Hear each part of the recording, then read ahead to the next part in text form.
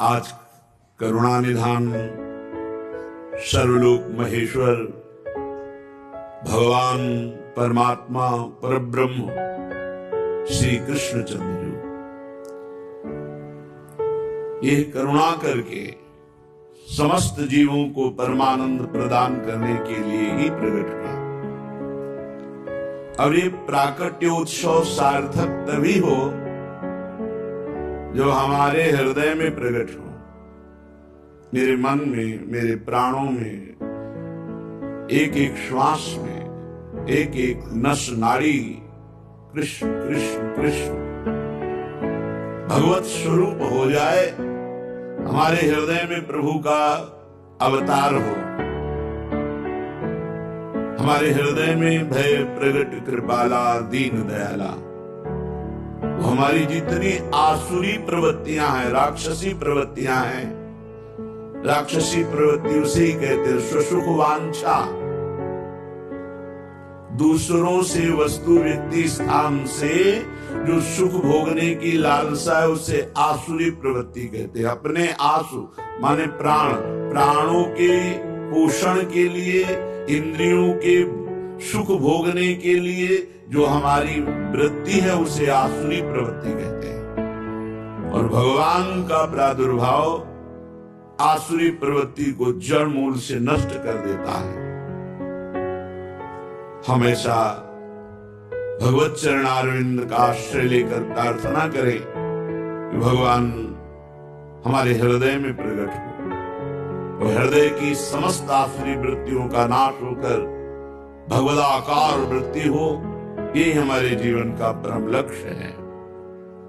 देवकी वसुदेव जी ने महान तप किया कि संसार का स्वामी भगवान मेरा पुत्र बने। नंद यशोदा जी ये सब महान तप संपन्न, इनको सुख प्रदान करने के लिए भगवान प्रकट हुए। ये दुराचारियों का विनाश तो बहुत साधारण सी बात है। श्री सुखदेव जी कहते हैं कि उस समय की बात है जब लाखों राक्षसों ने, असुरों ने, दैत्यों ने राजाओं का रूप धारण करके पृथ्वी में आतंक मचा रखा था। अहंकार से भरे हुए, बल से भरे हुए पृथ्वी को आक्रांत कर रखा था। आक्रांत पृथ्वी त्राण पाने के लिए रो रही थी। ये उस समय की बात है जब यदुवंशी राजा शूरसेन माथुर मंडल, सूरसेन मंडल का मथुरापुरी में रह करके शासन करते थे। ये मथुरा समस्त यदुवंशी नरपतियों की राजधानी थी। मथुरा में सदैव भगवान की उपस्थिति पाई गई है। मथुरा में सूर्य के पुत्र वसुदेव जी का विवाह देवकी जी के साथ हुआ। ये उस समय की बात है जब नवविवाहिता पत्नी देवकी को रथ पर विराजमान करके वसुदेव जी ले जा रहे थे। कंस बड़ा बलवान, स्वभाव में धूर्तता, वसुदेव जी से कहा मैं रथ हाँकूंगा, मेरी बहन है। और रथ के घोड़ों की लगाम पकड़ ली, स्वयं रथ हाँकने लगा। रथ चल पड़ा। जिस समय घोड़ों की लगाम पकड़कर कंस रथ हाँक रहा था उसी समय स्पष्ट आकाशवाणी हुई, अरे मूर्ख, जिसको तू रथ में बैठाल कर लिए जा रहा है उसकी 8वें गर्भ की संतान तुझे मार डालेगी। भोजवंश का कलंक। आकाशवाणी सुनते ही कूद पड़ा रथ से, तलवार खींच ली और बाल पकड़े देवकी के। वसुदेव देवकी के लिए आदेश किया तत्काल हथकड़ी बेड़ियों से जकड़ करके इनको कैद खाने में डाल दिया जाए और बहुत ही कठोर पहरा लगा दिया जाए। वर्ष वर्ष में जो संतान होती मारता गया। उसे हर बार शंका बनी रहती, पता नहीं वो भगवान किन बालक के रूप में प्रकट हो जाए। परीक्षित, पृथ्वी में बात प्रायः देखी जाती है कि अपने प्राणों का ही पोषण करने वाले जो लोभी लोग होते हैं, वो चाहे राजा हो चाहे कोई भी हो, वो अपने स्वार्थ की पूर्ति के लिए माता पिता भाई बंधु किसी की भी हत्या कर सकते हैं। माता की, पिता की, भाई की, बंधु की, मित्रों की, इष्ट की, किसी की भी। ऐसे स्वार्थी पुरुषों से कभी मित्रता नहीं रखनी चाहिए, इन्हें हानि ही होती है। जब कंस ने एक एक करके देवकी जी के 6 बालक मार डाले, तब देवकी के 7वें गर्भ में भगवान के अंश स्वरूप अनंत महिमा अनंत बलशाली भगवान शेष जी पधारे देवकी जी के गर्भ।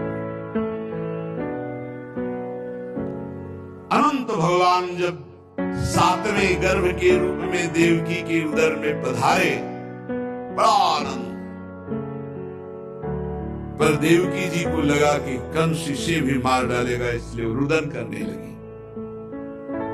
विश्वात्मा भगवान ने देखा कि माता को बहुत दुख है और यदुवंशियों को कंस सताए ही जा रहा है, तो अपनी योग माया का स्मरण किया और योग माया को आदेश किया, देवी कल्याणी, तुम ब्रज में जाओ, वह प्रदेश ग्वालों और गौओं से सुशोभित है। वहां नंद बाबा के गोकुल में वसुदेव जी की पत्नी रोहिणी गुप्त रूप से निवास कर रही। उनकी और भी पत्नियां कंस के डर से गुप्त स्थानों में रह रही। इस समय मेरा महान अंश, जिसे अनंत शेष जी कहते हैं, देवकी के उदर में गर्भ रूप से विराजमान है। तुम जाओ वहां से उस गर्भ को रोहिणी के उदर में रखो। मैं स्वयं आ रहा हूं, अब विलंब सा आने जा रहा। अब मैं समस्त ज्ञान बल आदि अंशों के साथ देवकी का पुत्र बनूंगा और नंद बाबा की पत्नी यशोदा के गर्भ से तुम प्रकट हो। योग माया को आदेश किया। जब योग माया ने देवकी का गर्भ ले जाकर रोहिणी के उदर में रख दिया, तब समस्त द्वारपाल और सब जगह खबर पहुंच गई, गर्भ नष्ट हो गया देवकी। किसी को आंतरिक पता तो है नहीं। नगरवासी बहुत कि बेचारी के 6 तो मार डाले गए और 7वां गर्भ नष्ट हो गया। हाय, कितना कष्ट देवकी को है। देवकी जी भगवान का निवास स्थान बन गई। परीक्षित, अब समस्त शुभ गुणों से युक्त बहुत सुहावना समय आया। रोहिणी नक्षत्र था। आकाश के सभी नक्षत्र, ग्रह और तारे सौम्य हो रहे थे। अब तो काले काले मेघ आकर मंडराने लगे और धीरे धीरे गर्जना करते हैं। भारी वर्षा प्रारंभ। जन्म मृत्यु के चक्र से छुड़ाने वाले जनार्दन भगवान का अवतार समय निशीथ रात के 12 बजे। उसी समय सबके हृदय में विराजमान भगवान देवरूपिणी देवकी के सामने प्रकट हुए। श्री भगवान ने कहा, देवी, स्वयंभू मनवंतर में जब तुम्हारा पहला जन्म हुआ था, उस समय तुम्हारा नाम था प्रश्नी और ये वसुदेव श्रुतपा नाम के प्रजापति थे। तुम दोनों के हृदय में बड़े ही शुद्ध भाव थे। जब ब्रह्मा जी ने तुम दोनों को संतान उत्पन्न करने की आज्ञा दी, तब तुम लोगों ने इंद्रियों का दमन करके उत्कृष्ट तपस्या की। तुम दोनों ने वर्षा, वायु, घाम, शीत, उष्ण आदि काल के विभिन्न गुणों को सहन किया और प्राणायाम के द्वारा अपने मन के मल को धो डाला। तुम दोनों ने सूखे पत्ते खाकर फिर हवा पीकर केवल तपस्या की। अभीष्ट वर प्राप्त करने की इच्छा से मेरी आराधना की। कितना कठिन तप! मुझ में चित्त लगाकर ऐसा परम दुष्कर घोर तप करते हुए देवताओं के 12,000 वर्ष व्यतीत हो गए। पुण्यमयी देवी, उस समय मैं तुम दोनों पर प्रसन्न हुआ। क्योंकि तुम दोनों तपस्या, श्रद्धा, प्रेममयी भक्ति से अपने हृदय में नित्य निरंतर मेरी भावना की थी। जैसा मैं आज तुम्हारे सामने प्रकट हुआ हूं, ऐसा उस समय भी प्रकट हुआ था। और तुमसे कहा वरदान मांगो, तब तुम दोनों ने कहा आप जैसा पुत्र मुझे चाहिए। तो मेरे जैसा तो सिर्फ मैं ही हूं, तो मेरे जैसा पुत्र, तो मैंने ये वरदान दिया कि मैं ही स्वयं तुम्हारा पुत्र बनकर आऊं। ये छोटी मोटी तपस्या का फल नहीं है, आप देख लीजिए। अगर आप जीवन भर रामकृष्ण हरि भगवान नाम जपते हुए भगवत प्राप्त हो जाते हैं तो कितना सरल है, कितना सरल है। इसीलिए धन्य है ये कलयुग जो कम समय में भगवत प्राप्ति, केवल भगवान नाम जप और थोड़ा सा केवल पापाचरण से अपने को बचा दो तो भगवत प्राप्ति हो जाएगी। हे माता जी, मैंने देखा कि संसार में शील, स्वभाव, उदारता, अन्य गुणों में मेरे जैसा कोई नहीं, इसलिए मैं ही तुम्हारा पुत्र हुआ, मैं ही। प्रश्न गर्भ से, वामन रूप से, और इस समय तुम देवकी वसुदेव हुए, वासुदेव की रूप से। एक बार मैं वचन बोलता हूं, उसे 3 बार पूरा करता हूं। ये भगवान का है।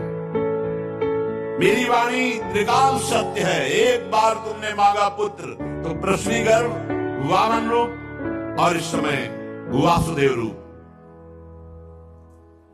कश्यप आदित्य के रूप में वामन। और मैंने ये रूप इसलिए प्रकट किया कि जब मैं अवतार लेकर मनुष्य शरीर में लीला करूंगा तो मुझे पहचान पाना बहुत कठिन है। इसलिए तुम लोग ध्यान रखना मैं कौन हूं। ये खास बात, एक खास बात ध्यान देने योग्य बात है। भगवान कह रहे कि तुम दोनों मेरे प्रति पुत्र भाव और निरंतर ब्रह्म भाव रखना।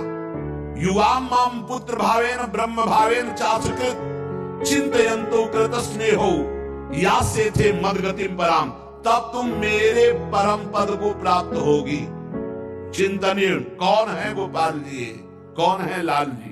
कह रहे तुम मेरे प्रति पुत्र भाव और निरंतर ब्रह्म भाव, इस प्रकार के चिंतन द्वारा तुम मेरे पद को, मेरे प्रिया प्रीतम है कौन? देखो हित सजनी जो नहीं कह रहे, जैसे हित हरिवंश करत अपनो जस प्रगट अखिल ब्रह्मांड, अखिल ब्रह्मांड के अधिपति हैं। पर ब्रह्म परमात्मा तत्व की उपासना हो रही। हमारा भाव है कि वो हमारे यार हैं, हमारे मित्र हैं, हमारे पति हैं, हमारे पुत्र हैं, हमारे स्वामी हैं, जो भाव रख सके, लेकिन है कौन? इसीलिए शांत भाव है। शांत भाव में पूर्ण तत्व ज्ञान हो जाता है। भगवान इतना कहकर चुप हो गए और अपनी योग माया से देखते देखते छोटे शिशु के रूप में नीलमणि वसुदेव जी ने देखा भगवान तो बाल रूप हो गया। अब तो और डर लगा, कहीं कंस को पता चल गया और तलवार लिए हुए आवे कुछ अमंगल करे। बहुत घबरा गए और भगवान ने कहा कि मुझे गोकुल पहुंचाओ, नंद बाबा के यहाँ सुधा मैया के पार्श्व में सुला के आओ। मुझे हमें डर लग रहा है, मैं मारूंगा इसे, पर अभी मुझे पहुंचाओ। भगवान की आज्ञा का पालन करने के लिए जीव ही चेष्टा की। ध्यान दीजिए, भगवान की आज्ञा का पालन करने के लिए जीव ही चेष्टा की तो अपने आप हथकड़ी बेड़ियां कट गई। माया की हथकड़ी बेड़ियां कट जाएगी जीव ही भगवान की आज्ञा का पालन कर। और बड़े बड़े दरवाजे कोई एक दो नहीं थे, कई दरवाजे थे कंस के कारागार के। फटाफट सब ताले टूट गए, दरवाजे खुल गए। अद्भुत चमत्कार। और जितने पहरेदार घोर राक्षसी स्वभाव के, जिंदा खा जाए ऐसे पहरेदार थे, सब मूर्छित घोर निद्रा में। अब हथकड़ी बेड़ी कट गई। लाला को लेकर के चले। उस समय घोर बादल छाए हुए, अंधेरा कुछ दिखाई नहीं दे रहा। कितना कष्ट में जीवन भक्त। अब सोचो, अभी अभी तो प्रकट हुए हैं और अभी अभी त्याग करने जा रहे हैं, अभी अभी त्याग करने। इधर समस्त द्वारपाल सब सोए हुए हैं, वसुदेव जी भगवान को लेकर वर्षा हो रही, पीछे पीछे गुप्त रूप से शेष भगवान फल धारण, मेरे प्रभु को बूंदे न लगे। जब वो लीला कर रहे, वसुदेव जी को पता नहीं कि पीछे शेष भगवान फल धारण किए, वो तो बस चिंतन में चले जा रहे हैं, कैसे वहां जाएंगे, कोई जान ना जाए कोई। और वहां पहले ही योग माया ने पूरी व्यवस्था करी, पूरा का पूरा परिकर सब बेहोश है दिन में, किसी को सुध नहीं है। केवल यशोदा मैया को प्रारंभ में इतना था, कुछ हुआ और बेहोश हो गई। क्या हुआ ये निर्णय नहीं हुआ। पूर्ववासियों की समस्त इंद्रिय वृत्तियों की चेतना हर ली, सब अचेत हो गए। इतनी मोटी जंजीरें लगी हुई थी, ताले लगे हुए थे, जेल के साथ टूट गए। भगवान श्री कृष्ण को गोद में लिए हुए जैसे जैसे आगे बढ़ते, सब दरवाजे अपने आप खुलते चले थे, वो पहरेदार सब सो रहे। बादल नजदीक आकर मानो बरस रहे हो, ऐसे लटक लटक के बादल। शेष भगवान अपने फणों से जल को रोकते हुए 1000 फण पीछे पीछे चल रहे। यमुना जी ने देखा कि प्रभु पधार रहे, पहला चरणामृत तो हमारे अधिकार बनता है। हरि जिनके चरणों का ध्यान बड़े बड़े महापुरुष शिव आदि करते हैं, आज वही प्रभु मेरे पास आ रहे हैं। आनंद में भर गई यमुना जी और उफान। यमुना जी ने जब उफान आनंद का लिया तो वसुदेव जी के प्राण बहुत घबरा रहे हैं कि अब क्या करें, लौट सकते नहीं, कोई नौका आदि है नहीं। चलो प्रभु ने आज्ञा करी है तो वही देखेंगे, अब मेरे प्राण चाहे चले जाए, मेरे लाला को कुछ। यमुना जी उफान कर रहे कि चरण छू ले, और वसुदेव जी उल्टा सोच रहे कि यमुना जी बढ़ रही तो लाला को बचाए। देखो ये समर्पण है, मेरे प्राण भले चले जाए, आज्ञा का पालन प्रभु को पहुंचाना है और सुरक्षित पहुंचाना है। यमुना जी ऐसे थपेड़ जोर जोर से बढ़ रही। भगवान ने कहा बाबा तो और ऊपर उठाते चले जा रहे, तो यमुना जी और बढ़ती चली जाएंगी। एक श्री चरण बड़ा, ये वसुदेव जी को पता है, जो ही यमुना जी को श्री चरण प्रभु के स्पर्श हुए तो तुरंत नाविवर हो गए और ऐसे एकदम शांत। वसुदेव जी बाबा के नगर में गोकुल में गए तो डर रहे थे कि कोई देख न ले, लेकिन वहां कोई देखने वाला था, सब सोए हुए। उन्होंने अपने पुत्र, अब वो ऐसे देख रहे ऐसे, और जहां सुलाया तो वहां भी पुत्र था, पार्श्व में योग माया और वही पुत्र। भगवान के इस अवतार में 2 अवतार हुए, एक हुआ चतुर्भुज नारायण भगवान का अवतार जो वसुदेव देवकी के सामने, और एक हुआ पीछे आपने सुना है नंद बाबा और यशोदा मैया बहुत ऐश्वर्य समृद्धि सब रिद्धियां सिद्धियां खेलियां कर रहे। ब्रज तो यहां रिद्धियां सिद्धियां खेलियां कर रही, कौन पूछता है। अवस्था डल गई थी नंद बाबा की, चौथापन था, और ब्रजवासी बाबा की इस दशा को देख के सह नहीं पा रहे थे, बाबा खिन्न रहते थे। उपनंद आदि वृद्ध गोपों ने परामर्श करके पुत्रष्टि यज्ञ का आयोजन किया। सबने यज्ञ पुरुष गोपराज नंद को पुत्र प्रदान करने की प्रार्थना की भगवान से। पुत्रष्टि यज्ञ हुआ। जैसे महाराज दशरथ जी की अवस्था डल चुकी थी तो श्रृंगी ऋषि ने पुत्रष्टि यज्ञ किया, उससे खीर फिरो। भगवान 4 रूपों में प्रकट हुए राम लक्ष्मण भरत शत्रुघ्न। पुत्रेष्टि यज्ञ का अनुष्ठान हुआ नंद बाबा के यहाँ। अब उच्च कोटि के ब्रह्म ऋषि वेद ध्वनि आकाश में मुखरित हो रही थी। गोपराज श्री नंद बाबा अंतापुर में यशोदा मैया के पास बैठे हुए कहा, यशोदा रानी, इस बार पूरे ब्रजवासियों का आशीर्वाद हो, सब ब्रह्म ऋषि हैं। कई बार हो चुकी, इसका मतलब पुत्र के लिए कई बार उपाय किए जा चुके थे। इस बार फलस्वरूप में मेरे पुत्र होगा। मन में बड़ी कामना है, मेरा विश्वास है ये जो यज्ञ हो रही, चूंकि ब्रजवासियों का आशीर्वाद है और ब्रह्म ऋषि जन बड़े महिमाशाली हैं,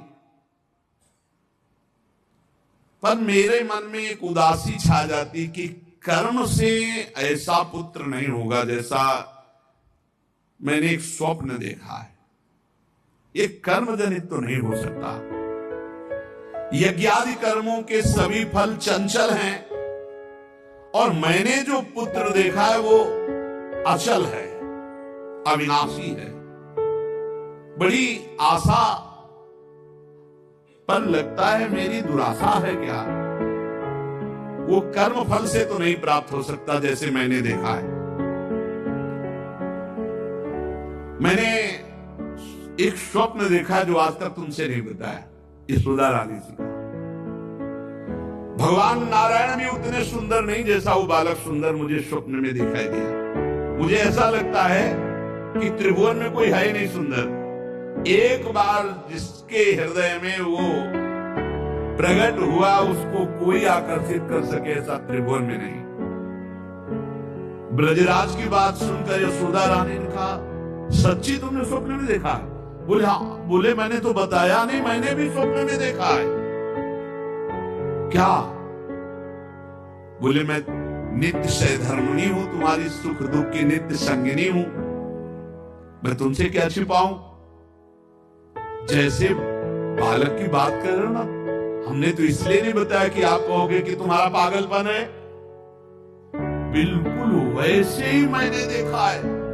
श्यामश्चंचल चारु दीर्घ नयनो बालस्तवांक स्थले दुग्धोद्गारि पयोधरे स्फुटमसौ क्रीडन मया लोक्यते स्वप्नस्तत् किमुजागरः किमथ वेत्ते तन्न निश्चीयते सत्यं ब्रूहि सधर्मिणी स्फुरति किम सोयम तवाप्यंतरे।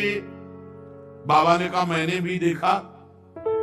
दिव्याति दिव्य नीलमणि सदस्य श्याम सुंदर वर्ण एक बालक तुम्हारे गोद में दुग्ध पान कर रहा है, जो चंचल नेत्र मनोहर विशाल भाल तुम्हारी गोद में स्थित देखा, वो तुम्हारा पयोधर पान कर रहा है। कैसे बताऊं? अब तो मेरी ये दशा है कि सोता हूं या जागता हूं मुझे कुछ पता नहीं चलता। हर समय बालक लगता है मेरी गोद में चढ़ रहा है, मेरी दाढ़ी खींच रहा है। कभी मैं देखता हूं तुम्हारी गोद में दुग्ध पान कर रहा है। यशोदा मैया आनंद विवल होके कहने लगी, ब्रजराज ऐसा ही, ऐसा मैंने भी देखा है, ऐसा ही देखा है। वो तुम्हारे टोन पर चढ़े खेल रहा, मैंने देखा है ऐसा। सत्य सत्य सत्य कहती हूं, मैंने देखा मैंने कि उसे स्तन पान करा रही हूं, पर संकोचवश नहीं बताया कहां वो दिव्य बालक और कहां मैं। ब्रजराज नंद ने कहा मैंने असंभव समझकर ये बात तुमसे छुपाई थी। यशोदा मैया ने कहा मैंने भी कि तुम हमारा पागलपन समझोगे, लेकिन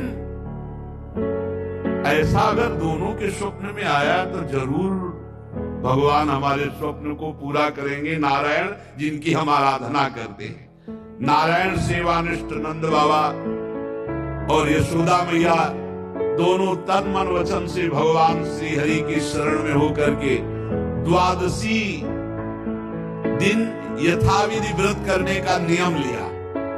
पुत्रेष्टि यज्ञ के बाद द्वादशी व्रत की संख्या वृद्धि के साथ साथ अब वो स्वप्न में देखा हुआ जो दिव्याति दिव्य बालक है वो खुली आंखों झलकने लगा। अब तो भारी व्याकुलता बनी। व्रतानुष्ठान सर्वांग पूर्ण संपन्न हुआ तो एक दिन देखा कि स्वप्न में भगवान श्री हरि आए और मधुर वाणी में बोले, अहो मयि अभिषक्तौ भक्तौ कथम निर्विद्य खिद्ये थे योषावतसी कुसुम सुषुमः सुकुमारः कुमारः सश्रुदेवानुभवतोर्भवतोः कुमारतया स्फुरति सा तु सदा भवतोरेवानुगतः प्रतिकल्पम स्वभक्ति प्रवर्तनाय दिविमत् प्रवर्तित द्रोणधरा रूपांश कलावतो तद्भूरि भाग्यम इत्यादि रीत्या ब्रह्मादलभ्य साक्षात् तत्फल साक्षात्काराय स्वयमेव पृथिव्यां भवतोर्भवतोरेव भवं लभत एव अचिरादेव रुचिरा रुचिरेषा युवयोः सफलतां